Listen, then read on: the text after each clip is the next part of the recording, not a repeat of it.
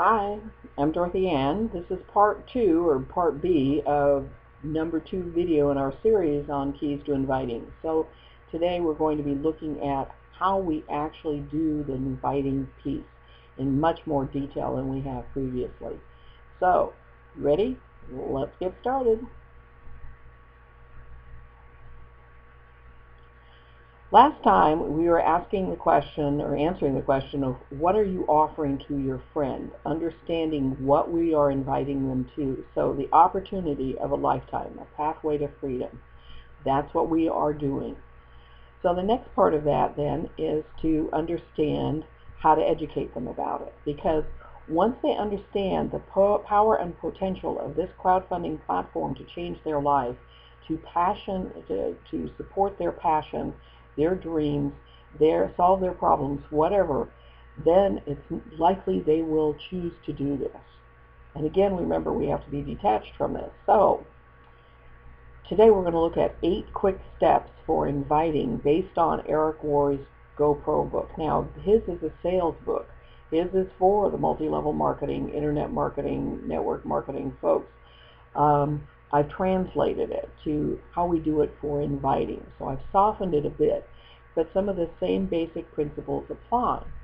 And I just want to give you a quick reminder that we have a cycle of content, and we have an intention here, is that we want to initially get them to the platform website, which you notice I never name in these videos because I don't represent the company. I'm not an employee, so legally I've been asked not to do this in any of the videos or anything that I produced. So this is important for you to know in your conversations. You can talk about and name the websites and the organization. I'm not doing that for this reason, legal one, so it doesn't come back and bite me or us. I don't want to jeopardize what we're doing here. So, goal. We want to get them to the website. We want to show them what the platform looks like. We want to determine if they're interested, and we want to get them find out if they're really committed to do this. And then we take them through all the steps so they become a qualified team member, they get their project up, and then they get in connection with our training and with me, and we get them moving. And then they begin their inviting process and receiving donations that support all of us. So, exciting stuff. Okay, let's look at Eric's quick steps for inviting. Well, I've changed some of his language a little bit, but the intention in the process is very similar. And don't worry if you've never done sales before. I want you to relax with this, because what I'm going to do, I'll show you the video. I'll have these 8 steps as a picture on the website. You can print it off and memorize it, go through it, everything. And I will also give you an outline of both videos that, like I did with the last one, so that you can go to the Word document and review things, these concepts for yourself. So really help you engage this learning. Okay, our 8 steps. I'm going to just go through them real quickly, and then we're going to go in and look at each one of them in detail. So, be in a hurry. Imagine what that means. Connect with your prospective donor. Make the invitation. If I, would you, and then 3 confirmations. Get the time commitment, confirm the time commitment, and schedule the next call. And then get off the phone. Wow. Now, I will tell you, I've had some experience in multi-level marketing, and I'm lousy at it. I'm horrible. Didn't understand it at all. Have racked up, I saw on my computer the other day, a whole list of different folders listed for all of these that it just never worked because I didn't get the proper training. Eric's book gave me a lot of confidence and understanding about what I had been missing all these years. So training is key. So let's look at Eric's training and have it help us get a clue about how to do this in a non-business way, in an inviting, friendly, invitational mode. Be in a hurry, he says, is a psychological issue. People are attracted to people who have things going on, that are busy. Ultimately, what will happen here is that your invites are shorter, there are fewer questions, and there'll be respect for your time. Amazing. Imagine that. So be in a hurry. Here's his language for how you do that. I don't have a lot of time to talk, but it was really important I reach you. Do you have a few minutes? Or I have to run, but. So after you send your initial email and you call them to find out if they read it, you say, well, I don't have a lot of time to talk now, but I do want to, it's really important, and this is what I want to say, and let me get you to send you the link, send you the email again, and get them moving, get them started here, okay? I have to run because I'm going out to save the world was my, how I like to phrase this. I'm going to go out and save the world. Want to help? I need help. The world needs help. We can all do this together.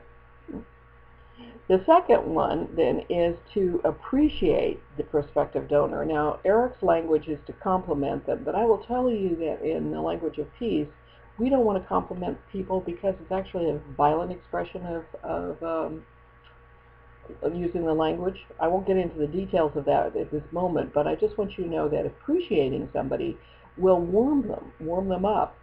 They'll like hearing that. So here are his examples, and he has put these in, the first ones are for warmer, what he calls warm clients, warm potentials, and then the last one will be the cooler, somebody you don't know as well. You don't have the relationship, haven't warmed them up yet. So something like, you've always been so supportive of me, and I just appreciate that so much. Warms them up, connects to them. You've given me some of the best service or advice I've ever received. Modify it as you need to. This is the compliment. You are super sharp. Can I ask what you do for a living?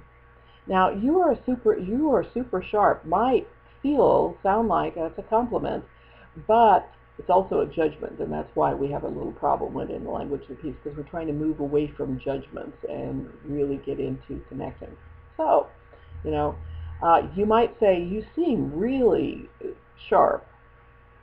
I'm enjoying the comments you're making. They are really sharp. So you move it off the person and move it into what they've said or done. And can I ask what you do for a living? So this would be somebody you meet at the coffee house or wherever in the grocery line. It's amazing how we can encounter people these days. So appreciate your prospective donor. Third step for inviting is to make the invitation, and he offers 3 different types: a direct, indirect, and a super indirect approach. So let's look at these in more detail. In the direct approach, your intention is that you are inviting people to learn more about an opportunity for them. Okay, well, it fits very well for our donor community, for our crowdfunding. So you might say something like, I think I've found a way to boost our cash flow. Would you like to hear more about it? So there's the warm connection with somebody you're aware they're having financial difficulties. A little improvement in the cash flow. Somebody you don't know as well, you might say, have you ever thought about diversifying your income? I have something to share. Would you like to hear more about it? See, it's an inviting language. Would you like to hear more? And they'll say, yeah, or no. They'll say, oh, I just don't have time to do that. Okay, let's set up an appointment, because this is important stuff I'd love to share with you. The indirect approach is you're asking for help, input, or guidance. So you have a need for respect and a need for support here. So you might go to the friend and say, a friend told me about crowdfunding and I need some guidance. Would you be willing to do that if I made it simple?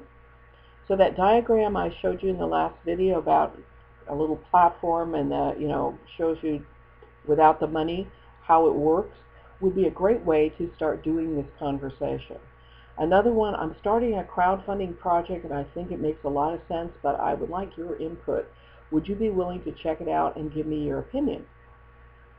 Now, some of you are going, oh, this sounds like manipulation. This is, they're trying to con people in, because you've had bad sales experiences. You've had salespeople who've done that to you, tried to talk you into something that you didn't want or didn't need, and so your defenses are up.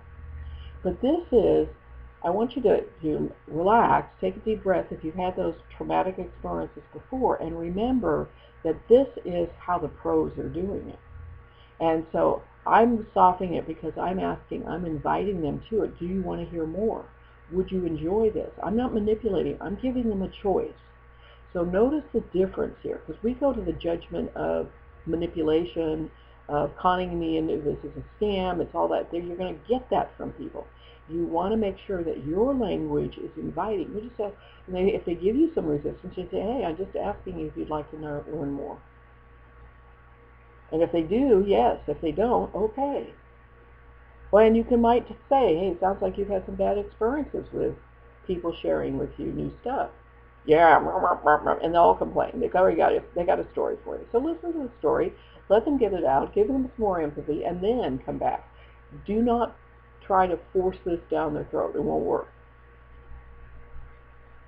Another indirect approach here that occurred to me that he didn't talk about is that, particularly if you're new at this, is that you could say to a friend, I've got a new project I'm working on and I need to learn this presentation stuff and I don't know how to do it very well. Would you allow me to practice with you?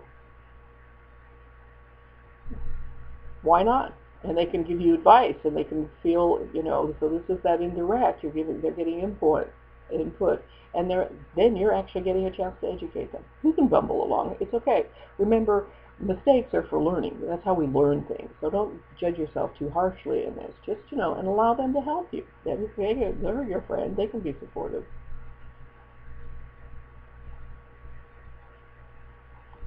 The last one is the super indirect approach. So this is, Eric describes this as powerful psychology. And although you're not intentionally, literally saying them that they're not a prospect, you are letting them know that you are asking them for guidance to build your business or build your crowdfunding platform here. And do they know someone who might like to know more about this? Now, one of the vice presidents told me a story about what he does is that he goes into a business and he'll ask the business, speak to the business owner, the decision maker, so that's a qualifying step, and he'll ask them a question about, do you know anybody who's looking for work? And the guy will go, well, maybe, what are you offering? Well, I help people find money, and I'm looking for some people to help me do that. Really? Wow, that sounds interesting. I might be, I'd like to hear more, says the business owner. So it's a really soft opening, and it intrigues them. It gets them hooked, excited. So it's another way to do this, the super indirect approach. One of the things that I have experienced, however, being on the receiving end of this where it was not done well, this can be, you've got to be careful with this one because it can go against you. I have had people call me up, ask me to tell me about whatever they're doing, and I'm pretty supportive of other people in business. I understand the struggle here. And then they'll say, well, who do you know that might be looking for this? Who do you know that you could send, And it's like they haven't really educated me enough to do this, and I get a little nervous about it, and I'm not sure. And then I get into resentment of, why should I give you all my clients? Why should I be helping you? I got into that negative, what's in it for me stuff, which is, I think, a normal response. But how this has to work is that you have to have a clear relationship with the person you're asking to do this with, that you already network together, that you perhaps have that business relationship, so it doesn't blow up in your face. So these are the questions he asks. Warm prospect again. Who do you know that might be looking for a financially lucrative enterprise they could run from home? Now that's MLM language, but this is something they'd have to run part-time from home. So there's a reality here, okay? So you're not manipulating, but you may get a triggered response here from, oh, that sounds like an MLM. No, this isn't an MLM. It's not an MLM. But this is why we're softening the language here. And then how do you know, or who do you know that has hit the wall with their business and might be looking for a way to diversify their income? Well, me, for one. Who else? So these are good questions. And again, if they get upset, I say, well, I'm just asking a question. It sounds like you haven't had a good experience. And they just go, everybody loves to bitch. We need to stop doing that. Actually, I learned some recent science that was really powerful. Every time, listen to this, every time you express a negative thought, there is a nerve cell in your brain, and the end of it is a bulb, and it implodes, called a dendrite. It implodes and explodes.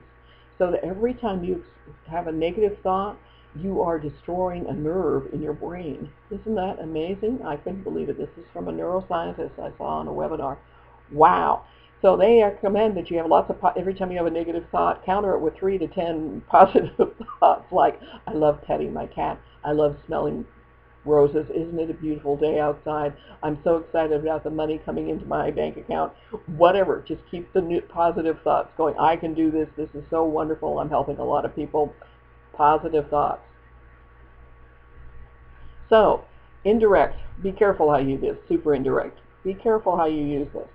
So we're looking at 3 different ways that we are using in our inviting process. So, powerful stuff on the indirect, direct, and so forth. So, what happens also in the super indirect, I just lost my train here. Okay, here I am. Indirect approach is that once you use that, they will ask questions. And if they're wary of giving you names, which they will, then you can say something like, oh, well, that makes sense. You want to know more about it before you refer some of your contacts. So you meet their need for reassurance, for trust, for integrity when you say this. So that's important to be aware how this you can make this work for you. And then if that's the case, then you're going to move to the next step, which is, if I, then would you do? So if I, you do is his little quote on this. So let's look at that now.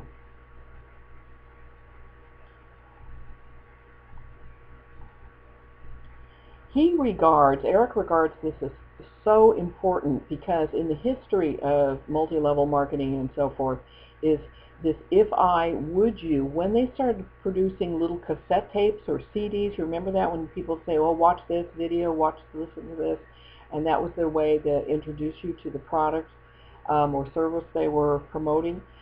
The tools became so essential in this process. Well, we have lots of tools. We have a website.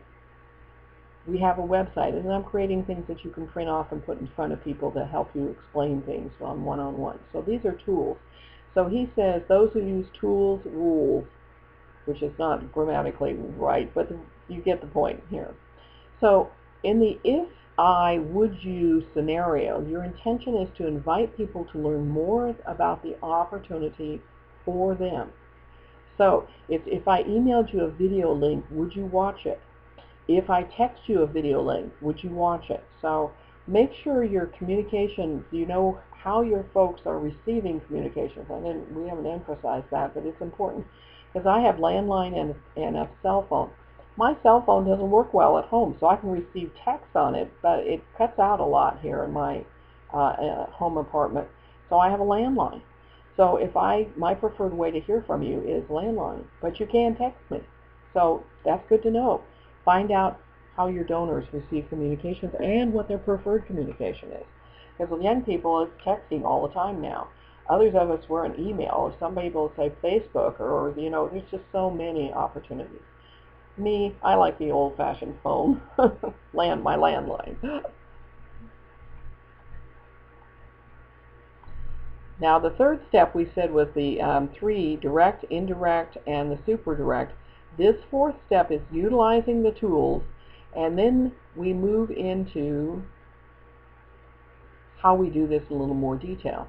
So the secret weapon here is why this works. It's reciprocal.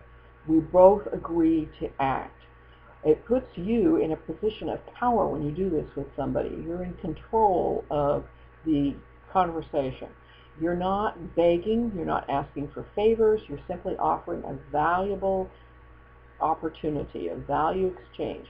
If they're interested, they're going to commit. And if they're committed, they're going to act. So implies you have something of value to offer. That's why I talked about this last time. You've got to wrap your head around this. You do have a tremendous gift to give them.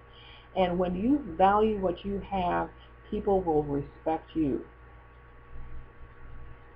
So here's some of the language here. One of the training videos that I do to introduce this is 15 minutes long. So if the video is about 15 minutes long, when do you think you could watch the video? So this is the confirmation step, first of 3. Get a time commitment. Are they willing to do this? So if I send you, would you do this? Okay? So don't suggest a time for them. Ask them when you would watch the video. When will you have time to do that? And then ask the question. As you ask the question, it makes them think about their schedule and when they can find a place to review your tool and communicate that back to you. Now, a lot of people can just jump right on the internet and go. They'll do it right then and there sometimes. But others of them, they don't have their computer with them. They're not as high tech. You're going to have to wait. It's okay. Make it real for them. And say, you know, okay, yeah, I could watch it Monday night, or I could watch it Thursday morning, or whatever it is. And you're going to then move into the next confirmation step. Because you're getting a yes. Yes, they want to hear more. Yes, they'll watch a video. So they say Tuesday night, if I call you Wednesday morning, would you watch it for sure, right? Will you do that? And they go, yeah, okay. Or if they say Thursday morning, you call them Thursday afternoon. The key here is that this isn't an appointment you have set. It's an appointment they have set. They get to make the choice. There's a lot of freedom for people to make their own choices here. They're going to say, oh yeah, that'll fit in. I have time to do it then. Okay? I would even follow through on this a little more detail of when they tell me they're going to watch it Monday night. I have them, a lot of people will do that, and I haven't followed all of these steps the way, but one of the things is, would you be willing to put it in your calendar to watch it? They go, oh, hadn't thought of that. Well, I just want to make sure you're going to watch it, because I really want to follow up on, you know, what's in it with you. So just another way of encouraging them to be committed, to stay on track here. So that's the second confirmation. And the third one is to really get it down on the confirming here. So I'll just review this confirmation time commitment. I'm sorry. Commitment building, that's what we're really doing here. They have said they'd watch the video, so make sure they make their own appointment for themselves to do that. If you call them after that, they've now reviewed the video. You've asked questions, and their answers have made this appointment. So confirmation, step 2 here, is really important. There's a lot of exchange of energy going on here. You're getting them more committed here. So by this point, they've committed 3 times to, if I do something, they will do something. And that means they will be more likely to follow through with you. Now take a deep breath, relax, because this is baby steps for us. We're learning this, right? So you're feeling like, oh my God, I don't know if I can do this. This is really, it's not rocket science, but it will take a little bit to learn it. And that's why I suggested you might ask a friend to help you do this. So you're feeling a little more excited and grounded and confident and have a sense of what the flow is about it. And you don't have to be pushy. You can just relax. Hey, I really want to talk about this video. Can you make sure you watch it? And set it as, you know, do you need a reminder call? I mean, you can help as much as you know. I mean, for people who are really busy, you want to support them any way you can without enabling them. I can hear that voice in my head. Don't enable. But, you know, follow through. It'll help. I remember when I was running some of these training calls at night, I would send out texts like 5 minutes before and say, hey, our call's tonight. Are you on? Are you coming on? And just to remind people. Oh, and they go, oh, yeah, okay. So I got better attendance that way. When I didn't do it, they weren't there. So, clue, people need reminding.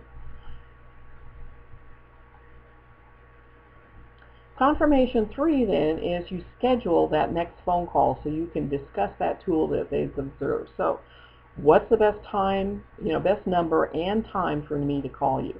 So, and make sure you have the right phone number, not the landline or cell. Find out which one they want to hear from. And they'll give you what works best for them.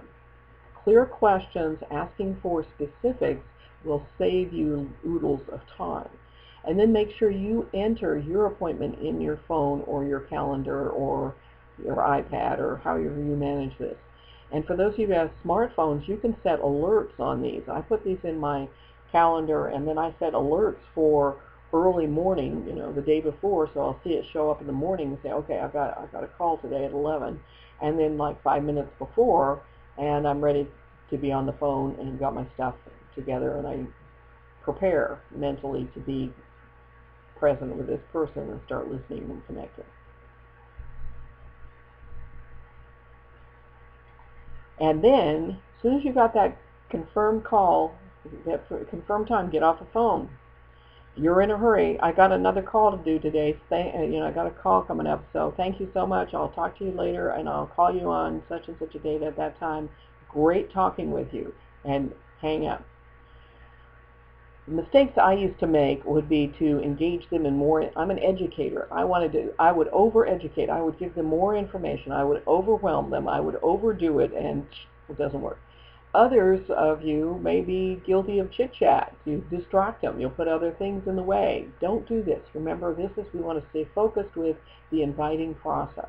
So get off the phone and move on to your next call or your next activity, whatever you're planning for the day. So in quick review here, be in a hurry, connect with your prospective donor. Remember to listen, give empathy, make your invitation. Would you do this? If I send you a link, would you go view the video? And get the time commitment that you can call them, confirm the time commitment, schedule the next call, and get off the phone.